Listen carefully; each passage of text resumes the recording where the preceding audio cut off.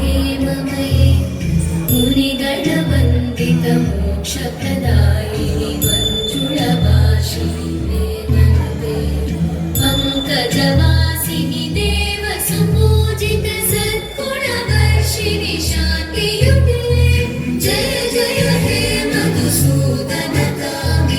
आदिलक्ष्मि जय पालय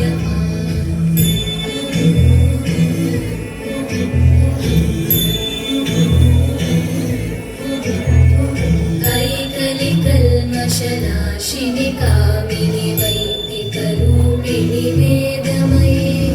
क्षीरसमुद्भवमङ्गलरूपिणि मन्त्रनिवासिनि मन्त्रनुते मङ्गलदायिनि अम्बुजवासिनि देवगणाश्रितपादयुते जय जय हे मधुसूदनकामिनि धान्यलक्ष्मि जय पालय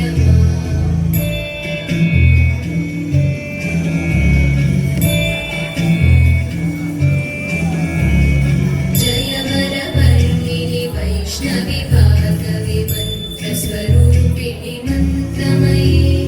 सुरगणपूजित शीघ्रफलप्रद ज्ञानविकासिनि शास्त्रनुते भवभयहारिणि पापविमोचनि साधुजनाश्रितपादयुते जय जय हे मधुसूदनकामिनि धैर्यलक्ष्मि जय पालय